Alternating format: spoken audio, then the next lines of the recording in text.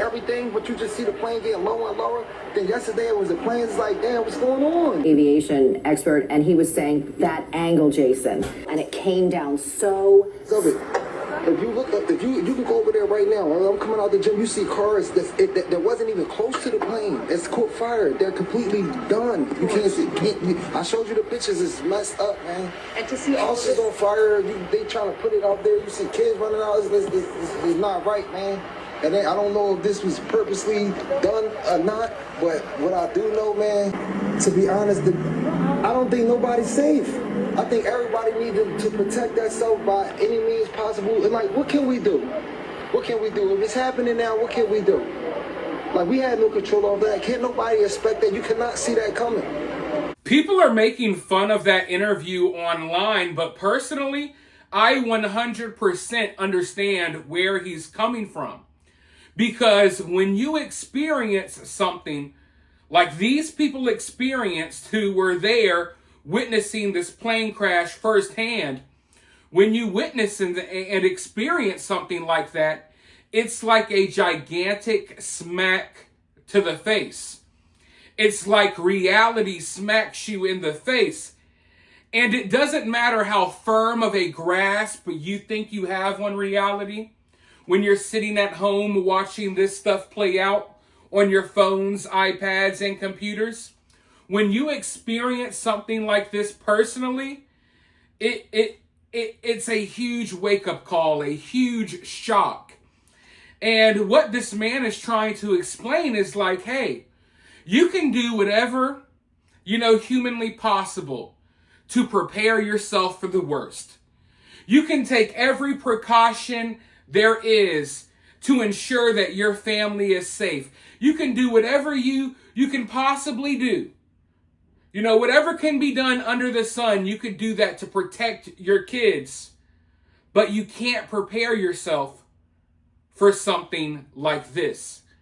You can't protect your family from something like this. This happened on a Friday. A lot of the teenagers, a lot of the young people are running around Philadelphia. There's a lot of violent crime going on. You keep your teen inside. You don't want them to get mixed up with the bad crowds. You think you're doing a good job as a parent.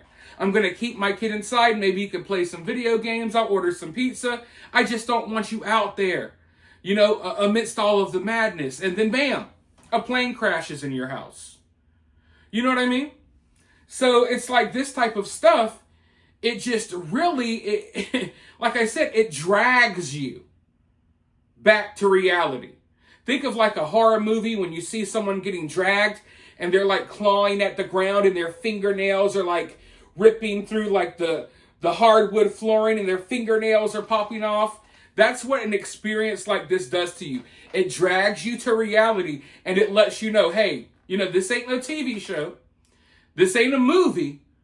Literally, a plane can fly right now and just crash into your house at any moment. That's how crazy the reality that we live in is. And there's nothing you can do to prepare yourself for that. Now, we do have some updates here, and the pilots and one of the medical personnel on board have been identified. We're going to get to that in just a moment. I want to look at these details right here that have been revealed first, though. Now, as you guys know, the jet was on a medical transport trip carrying a child patient and her mother along with 4 crew. All 6 aboard were Mexican nationals. I don't believe anyone aboard the airplane made it. Another person who was in a car on the ground at the time of the crash was killed as well. 19 others were injured, but the number can change. Speaking at a press conference on Saturday, Philadelphia City Managing Director Adam Thiel said it would probably be days or more until officials are able to definitively answer the question about the number of folks who perished in this tragedy and the outcome of those who were injured. He added that there remain a lot of unknowns about who was where on the streets of this neighborhood last night at the time of impact. Flight logs show the plane was in the air for only a minute before it crashed. So Right now, the death toll is at 7. I imagine it will be higher than that. I'm not sure how much higher, but if you've seen the footage that I've seen, and a lot of it I cannot show here. A lot of it I refuse to even post on X. I've posted some, but listen, there's photos of people hanging from rooftops, parts everywhere. It's really, it's stuff that I wish I didn't have to see, but I kind of have to see and be exposed to this stuff to do this job here. But yeah, I expect that number is definitely going to rise. I mean, we had several homes on fire. This plane crashed right in a residential area, but it's like in Philly, it's like a residential area, but also right next to a mall, right next to a bunch of like places to eat and gas stations and stuff, right? So when the plane crashed, not only did it affect some of the buildings and, you know, other buildings caught on fire, but it literally like destroyed a lot of the cars that were right in the near area. Like I said, it looks like a freaking bomb dropped on this place. And if you look at the damage to the cars that were right nearby, there's no way, if there was someone in these vehicles, there's no way they made it at all. Also, I mean, it sent debris flying everywhere. Just flying all over the place. We've seen pictures of homes that have holes in it because, I mean, a piece of the airplane just flew straight through the home. We know that people were out eating at diners and restaurants around the area, and pieces of the debris just flew right through the restaurant windows. I don't know if people were unalived or injured, you know, in that situation. So, yeah, I believe the number is going to be higher, but I guess it's going to take them a while to figure out who was there, identify people. And I mean, there could have been like homeless people and people who don't really have families like that out there that could have been on the corner or could have been riding down the street on a bicycle or something when this occurred. So, like I said, the number is definitely going to be higher. But as far as the passengers on the plane, one of the people on the plane was a child that was receiving medical care at the Shriners. I believe it was due to some charity. She had some type of life-threatening illness or condition. And a little known fact about myself, I actually had to go to the Shriners. I was in the Shriners Hospital in Tampa for a few months when I was in, I think, about kindergarten, transitioning into first grade. Doctors said I would never walk again. I went to the Shriners. They paid for a lot of like the research, and you know, I did a lot of therapy, and within 3 or 4 months, I walked out of there, and I've been, you know, perfectly fine since. So I have a connection to the Shriners. They do a lot of good work. But yeah, it makes you, you know, they say that, hey, when it's your time, it's your time. We've all heard that before, right? A lot of spiritual, religious people will say, hey, when it's your time, it's your time. And as dark as it may sound to some, maybe it was this young girl's time. You know, she had a life-threatening illness. She flew all the way to America, to Philadelphia, to get some help. And, I mean, tragically enough, on the way back home, after getting this help, the plane crashed. So, I mean, like I said, maybe it was just her time. And I don't say that to be cold-hearted. I say that to just try to, I don't know, you know, try to make sense of a lot of the cruel things that happen in this world. You know what I mean?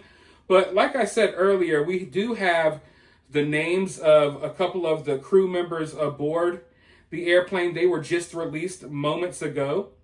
The pilot and co-pilot of the doomed medical transport flight that crashed into a northeast Philadelphia neighborhood and a doctor on board have all been identified.